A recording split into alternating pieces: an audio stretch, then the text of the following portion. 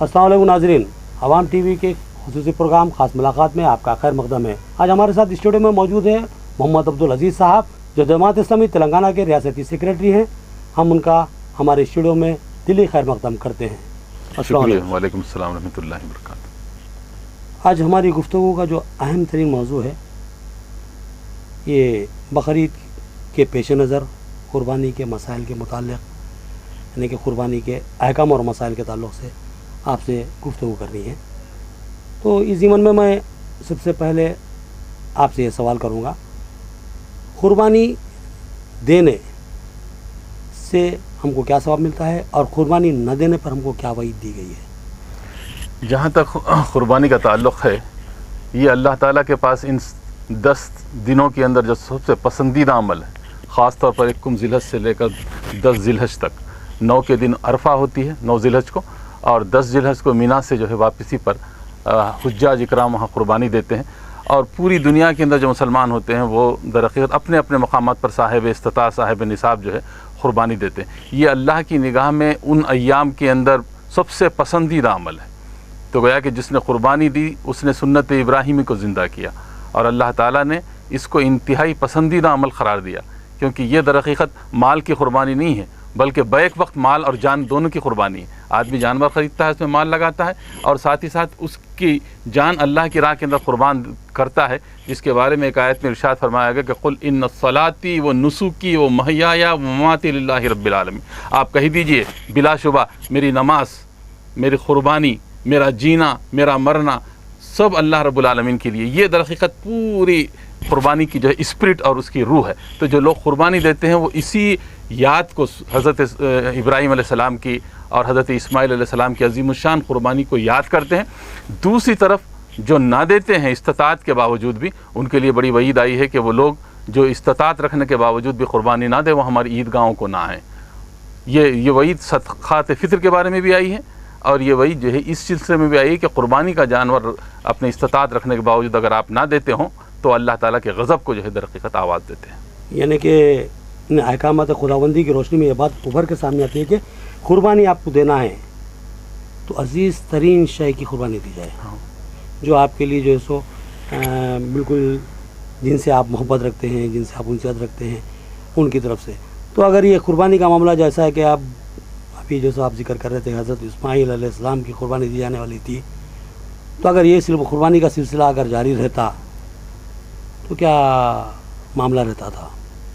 सिमरात दिए कि इंसान अपनी आल को या औलाद को अल्लाह की राह के अंदर क़ुरबान कर, यही पूछना चाहूँगा। ये बात दरअसल ये है कि अल्लाह ताला ने अपनी किताब में कुरान मजीद के 74 पारे की पहली आयत, लन तनालुल बिर्रा हत्ता तुनफ़िक़ू मिम्मा तुहिब्बून, तुम नेकी के मर्तबे को नहीं पहुँच सकते जब तक कि तुम अपनी अजीज़ तरीन चीज़ अल्लाह की राह में क़ुरबान न कर दो। तो अब सवाल यह है कि अजीज़ तरीन चीज़ कौन सी होती है? अजीज़ तरीन चीज़ आदमी की अपनी औलाद होती है, अजीज़ तरीन चीज़ इंसान का अपना माल होता है, अजीज़ तरीन चीज़ इंसान के अपने अहल व अयाल होते हैं, इज़्ज़ो ख़ारिब होते हैं। तो अल्लाह ताला को दरहकीकत मतलूब जो है ये चीज़ नहीं है कि आदमी किसी जान की क़ुरबानी दे, बल्कि मतलूब यह है कि अगर कल वक्त पड़े अल्लाह की राह के अंदर अपने आप को, अपने अहल व अयाल को, अपने अजीज़ व ख़ारिब को उसकी राह में क़ुरबान करने के लिए तैयार हो, ये वो स्पिरिट है जो क़ुरबानी पैदा करना चाहती है। इसी वजह से हज़रत इब्राहीम अलैहिस्सलाम को क़ुरबानी का हुक्म ख्वाब के अंदर आया, हालत बेदारी के अंदर नहीं आया। अगर हालत बेदारी में आता तो एक नबी के लिए हुक्म की तामील लाजमी होती, और हज़रत इस्माईल अलैहिस्सलाम का खून इस ज़मीन के ऊपर गिरता। अगर वो एक खून गिरता तो ता क़यामत तक लोगों को अपनी औलाद की क़ुरबानी देनी पड़ती। अल्लाह को मतलूब दरहकीकत आजमाइश थी। वो इज़िब्तला इब्राहीम, हमने इब्राहिम को चंद बातों के अंदर आजमाया, और वो फ़अतम्महुन्ना, और जब उसमें पूरा उतरा तो हमने कहा कि इन्नी जाइलुका लिन्नासी इमामा, ऐ इब्राहिम हम तुम्हें तमाम इंसानों का इमाम मुक़र्रर करते हैं। पहले क़ुरबानी आती है, पहले आजमाइश आती है, खिलाफत और इमामत बाद में आती है। ये भी दरहकीकत हज़रत इब्राहीम अलैहिस्सलाम के वाक़े में पोशीदा है।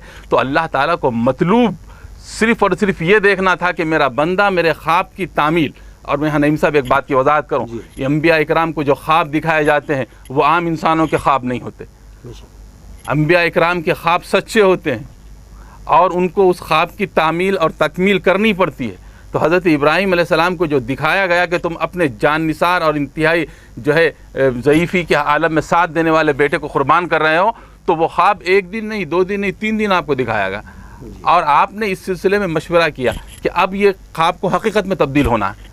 تو اللہ تعالیٰ کو مطلوب در حقیقت اسماعیل علیہ السلام کی قربانی نہیں تھی، بلکہ وہ جذبہ تھا، لَن يَنَالُ اللَّهَ وَلَا دِمَاؤُهَا وَلَكِنْ يَنَالُهُ التَّقْوَى مِنْكُمْ۔ اللہ تعالیٰ کے پاس نہ تمہارا گوشت پہنچتا ہے، نہ قربانی کا خون پہنچتا ہے، اگر پہنچتا ہے وہ يَنَالُهُ التَّقْوَى مِنْكُمْ، وہ تقویٰ در حقیقت حضرت ابراہیم علیہ السلام کی اس قربانی کی اسپرٹ کے اندر شامل ہے، اور مسلمانوں کو اسی اسپرٹ کے ساتھ یہ قربانی دینی چاہیے۔ یعنی کہ جذبہ خلوص ہونا چاہیے، جذبہ خلوص، جذبہ قربانی، جذبہ جانثاری۔ اللہ کی راہ میں اگر آپ جان قربان کرتے ہیں تو کیا اللہ کی راہ میں آپ خواہشات قربان نہیں کر سکتے؟ اللہ کی راہ کے اندر اگر اپنے بیٹی کی قربانی دیتے ہیں آپ، خواب کے اندر جو اس کو سچ دکھاتے ہیں، صدقت رؤیا، اے ابراہیم مبارک ہو تم نے تو ہمارے خواب کو سچ کر دکھایا۔ ارے حضرت ابراہیم علیہ السلام کو تو پتہ نہیں تھا نا کہ میں دمبا کاٹ رہا ہوں، ان کو تو یہی تھا کہ حضرت ابراہیم علیہ السلام کو کہ میں اب اسماعیل کی قربانی دے رہا ہوں۔ جب پٹی کھولی گئی تب تو حضرت اسماعیل بازو کھڑے ہوئے ہیں اور قربانی، اس وقت تک تو ان کو یہ اندازہ تھا کہ، اور خود حضرت اسماعیل علیہ السلام کو بھی یہ نہیں معلوم تھا کہ یہ خواب سچ نہ ہونے والا ہے، بلکہ یہ ہے کہ اللہ تعالیٰ اس کو قیامت تک ایک نشانی کے طور پر رکھے گا۔ یہاں پر 2 باتیں ابھر کے سامنے آ رہی ہے، ایک تو قربانی دینے والے کا جذبہ، ایک قربانی کے لیے اپنے آپ کو پیش کرنے کا جذبہ، یعنی کہ دونوں جذبات کے لیے ہم کو بحیثیت مسلمان تیار رہنا ہے۔ بے شک، میں بہت اچھا اہم سوال کیا نعیم صاحب آپ کا، میں اس کا جواب دیتے ہوئے کہتا ہوں، یہ جو تربیت ہوتی ہے نا، مثال کے طور پر حضرت ابراہیم علیہ السلام جب خانہ کعبہ کی دیواریں اٹھا رہے تھے، حضرت اسماعیل علیہ السلام کی عمر بہت چھوٹی تھی، راوی کہتے ہیں کہ 7 سال، کوئی کہتے ہیں کہ 8 سال یا 6 سال، یہ جو ہے اینٹ اٹھا رہے تھے، پتھر اٹھا رہے تھے، گارے اٹھا رہے تھے، اور اپنے باپ کی مدد کر رہے تھے۔ ہمیں بظاہر اگر دیکھا جائے تو ایسا لگتا ہے کہ بھئی یہ کیا کام ہو رہا ہے، حقیقت میں یہ حضرت اسماعیل علیہ السلام کی تربیت ہو رہی تھی، ماشاءاللہ۔ اور وہ جب اٹھا رہے تھے تو قرآن مجید نے اس ادا کو پسند کیا، اور پسند کر کر وہ دعا جو حضرت ابراہیم علیہ السلام نے کی تھی اور حضرت اسماعیل علیہ السلام نے آمین کہا تھا، اس دعا کو قیامت تک کے لیے نقل کیا۔ ربنا حب لنا من ازواجنا وذریاتنا قرۃ اعین واجعلنا للمتقین اماما۔ اگر میں سمجھتا ہوں ناظرین اس دعا کو سمجھ لیں تو حضرت ابراہیم علیہ السلام کی یہ دعا، یہ معنی ہے کہ اے ہمارے رب، ربنا حب لنا من ازواجنا، اے ہمارے رب ہماری اولاد کو، ہماری ازواج کو ہماری آنکھوں کی ٹھنڈک بنا۔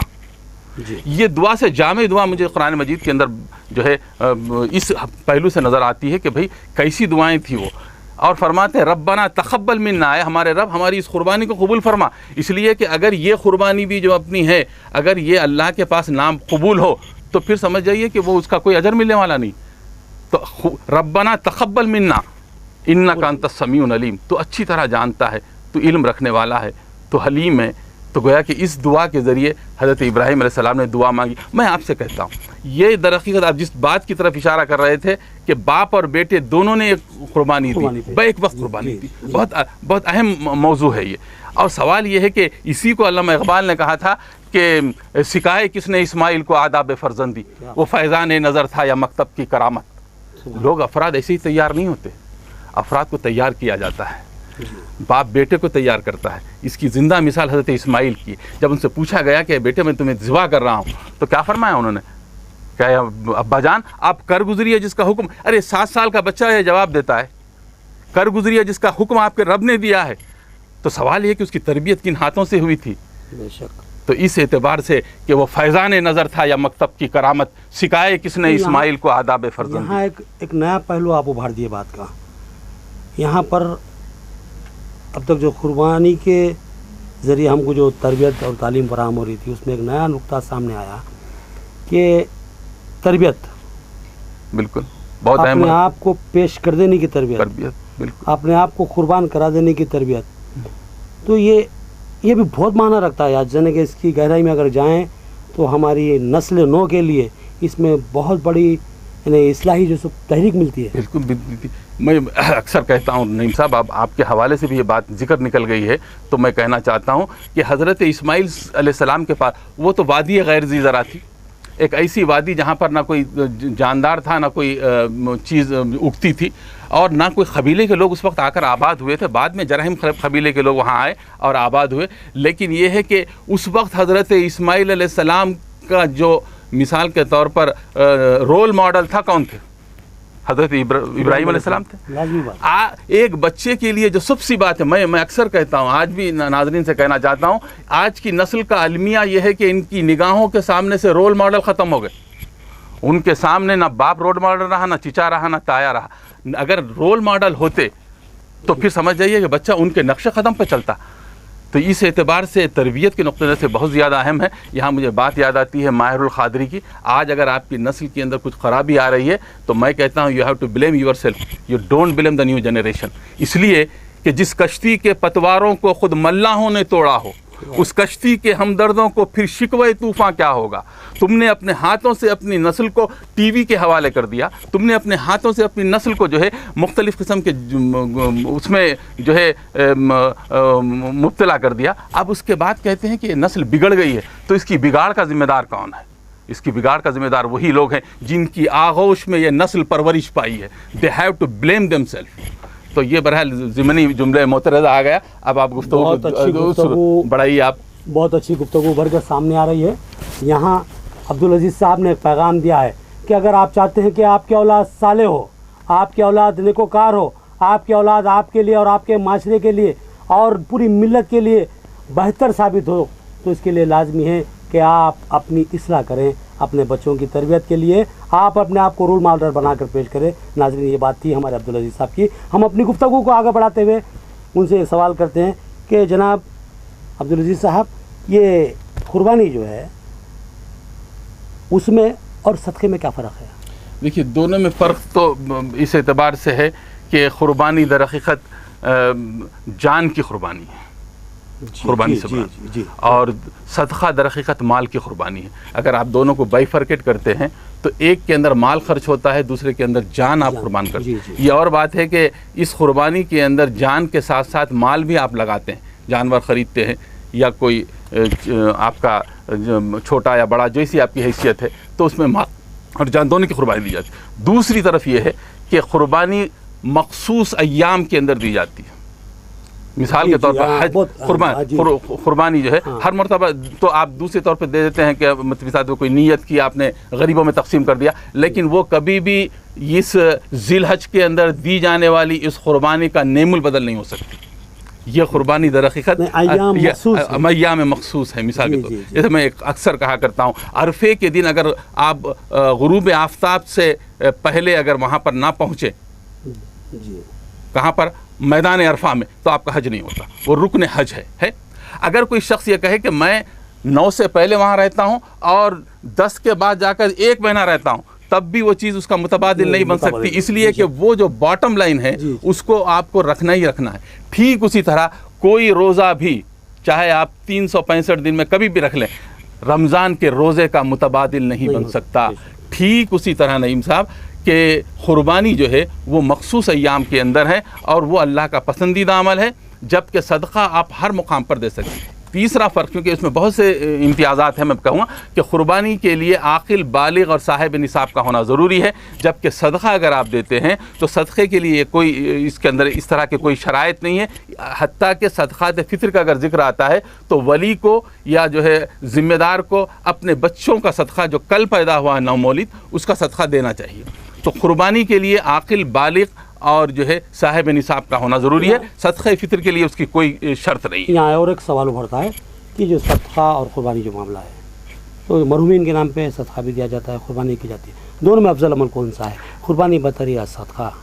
بہتر تو اگر آپ دیکھے جائیں تو قربانی تو چونکہ ایک مخصوص ایام میں دی جاتی ہے، تو میت کے نام پر یا مثال کے طور پر والدین کے نام پر یا جو ہمارے ورثہ ہیں یا کوئی اسلاف ہیں ان کے نام پر آپ کو جو ہے قربانی افضل ہے. اس قربانی کے اندر جو ہے آپ کو شریک ہونا چاہیے. اور صدقے کا جہاں تک معاملہ ہے، اپنی استطاعت کے اعتبار سے آپ سال میں کسی موقع پر بھی، کبھی بھی، رات کے، دن کے کسی اوقات کے اندر بھی دے سکتے ہیں. لیکن بات اگر کمپائر کر کر کہتے ہیں آپ، تو بہرحال جس طرح صدقے سے قربانی افضل ہے، ٹھیک اسی طرح میت کے حق میں صدقے سے قربانی افضل ہے. جی جی، جزاک اللہ خیر.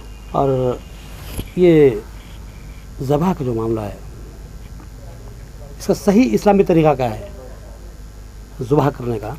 صحیح اب میں تو جانور کی خریداری پہ نہیں جاتا اس کے بے عیب ہونے پر، کیونکہ یہ سارے مسائل سے میں سمجھتا ہوں ناظرین اچھی طرح واقف ہیں کہ جو جانور خریدا جائے اور اس کو بلکہ پالا جائے، پوسا جائے، اس سے محبت کی جائے تاکہ انسیت پیدا ہو، پھر اللہ کی راہ کے اندر اس کو قربان کیا جائے. لیکن آپ جو فی نفس ہی جس مسئلے کی طرف بات کر رہے ہیں کہ کس طرح سے اس کو کیا جائے، اس کے بڑے سرے احکامات جو ہے ہمارے قربانی کے مسائل کے اندر ملتے ہیں. ایک تو یہ کہ قربانی کے جانور کو جو ہے قبلہ رخ لٹایا جائے، جی ایک چیز اس کو. دوسرا یہ کہ اس کی نگاہوں کے سامنے کبھی بھی ہتھیار تیز نہ کیے جائیں. اس کی وجہ تسمیہ اس کی وجہ وہ اس لیے کہ اس سے جو ہے جانور کو خوف کا عالم ہوتا ہے اور اس کا خون خشک ہو جاتا ہے اور وہ خون گوشت کے اندر مل جاتا ہے، جس سے طبی نقطہ نظر سے بھی نقصان پہنچتا ہے اور خود جانور کو تکلیف پہنچتی ہے جب اس کو یہ احساس ہوتا ہے کہ اسے اس طرح. تو اس کے صحیح طریقہ یہی ہے کہ اس کی آنکھوں کو جو ہے تھوڑا سا الگ دوسری طرف کر دیا جائے، اس کو قبلہ رخ لٹا دیا جائے. 1 2 نہیں بلکہ 3 بار. بعض وقت لوگ ایک ساتھ پانی ڈال دیتے ہیں، بلکہ یہ ہے کہ ایک مرتبہ پلا دیا جائے، پھر وہ تھوڑا سا سیدھا ہو جائے گا تو پھر اور ایک بار، پھر اور ایک بار، 3 بار اس کو پانی پلایا جائے، پھر لٹا دیا جائے اور تیز دھار کا استعمال کیا جائے تاکہ رگڑنے کے دوران بھی میں ایک نقطہ کی بات کرتا ہوں. جو مذہب جانوروں کے بارے میں تکلیف نہ دینے کے بارے میں اتنی احتیاط کا معاملہ کرتا ہے، اس اسلام کے بارے میں آپ سوچ جائیے کہ وہ انسانوں کی حرمت، انسانیت کی تکریم اور انسانی جان کا کتنا احترام کرتا ہوگا کہ جو اس جانور کی ذبح کرنے کے سلسلے میں بھی جو آج جدید طریقے جو ہے سلاٹر ہاؤسز کے اندر اختیار کیے گئے وہ پورے کے پورے انسانیت سوز قسم کے طریقے ہیں کہ بعض وقت جانوروں کو جو ہے بے ہوش کر دینا، ان کو نیم جو ہے مردہ کر دینا اور ان کو مختلف انداز سے تاکہ جلد سے جلد اس کا معاملہ طے ہو جائے اور پھر جو ہے گوشت کو جو ہے پیک کر کے بھیج دیا جائے. اسلام اس قربانی کے معاملے میں در حقیقت ان سارے عوامل کو رکھتا ہے. پھر اس کے بعد جو ہے جو آدمی قربانی دے رہا ہے بہتر اور افضل یہی ہے کہ وہی جانور کو ذبح بھی کرے. عام طور پر ہم یہ ہوتا ہے کہ جس طرح مختلف کاموں کے لیے ہم دوسروں کو کہتے ہیں کہ بھئی آپ نماز جنازہ پڑھا دیجئے، حالانکہ یہ در حقیقت حق ہے وارثین کا کہ وہ جو ہے اپنی میت کا نماز جنازہ پڑھائے، اور جو لوگ جتنا قریب ہیں وہ اتنے زیادہ حقدار ہوتے ہیں کہ ان کی نماز. لیکن ہم نے امام کو مختص کر دیا ہے.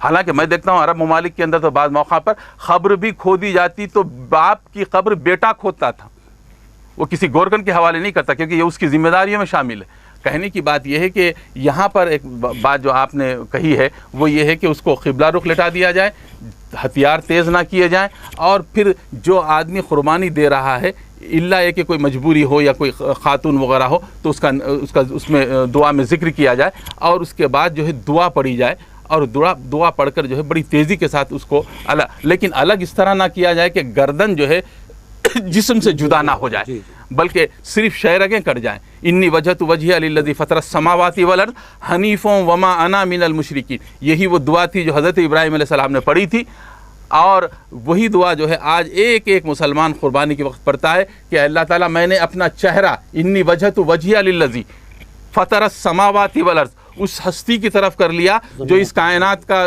زمین و آسمان کا مالک ہے، اور بلا شبہ میں جو ہے مشرکوں میں سے نہیں ہوں، میں مسلمان ہوں. یہ در حقیقت اس قربانی کی روح ہے اور اسی طرح اس کو ذبح کرنا چاہیے. اور جب جانور ٹھنڈا ہو جائے اس کے بعد اس کے کھال کو نکالنا چاہیے، ورنہ بعض اوقات جلدی کے اندر لوگ کرتے ہیں کہ جانور ابھی پیر رگڑ ہی رہا ہے کہ فوراً اس کو نکالتے ہیں. اس سے بھی اس کو تکلیف پہنچتی ہے. جب تک کہ پوری روح اس کے جسم سے جدا نہ ہو جائے اس وقت تک جانور کی کھال کو نہ نکالا جائے. یہ احکامات تھے جو میں نے آپ کے سامنے رکھے.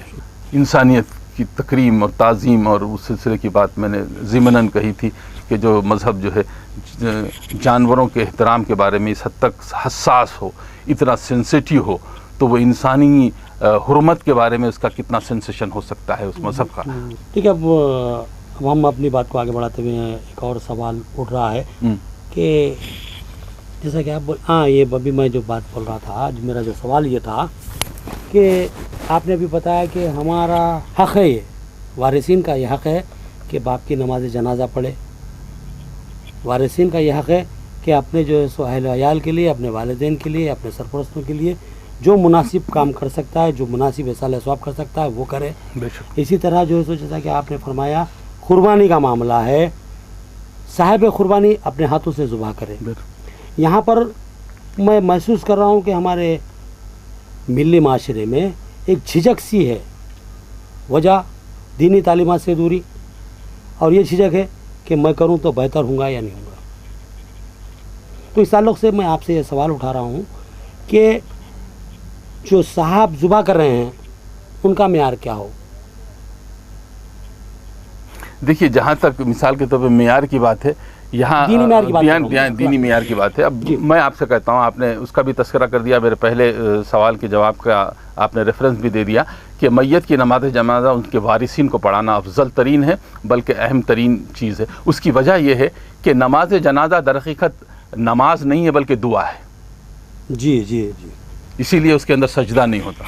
جی جی. یہ دعا ہوتی ہے میت کے حق میں, اور وہ آپ دعا کرتے ہیں کہ اے اللہ تعالیٰ تو اس میت کو جو مطلب صغیرہ کبیرہ اور جو ذکرہ و انثیٰ کہ جو مرد میں سے ہو یا عورت میں سے ہو, در حقیقت آپ یہ دعا کرتے ہیں, اور اس دعا کے ذریعے جو ہے آپ ان کے حق میں جو ہے آخرت کی بھلائی کی توقع رکھتے ہیں. سوال ہے دعا وہ شخص کرے جس کو اس میت کی جدائی سے سب سے زیادہ تکلیف پہنچی ہو. جی اچھا. جی. جس کا سایبان سر سے نکل گیا ہو, اس آدمی کے آنکھ میں بھی آنسو. سوال یہ نہیں ہے کہ آپ کتنا قرآن پڑھ لیتے ہیں, سوال یہ اصل دعا کا تعلق تو انسان کے قلب سے ہے.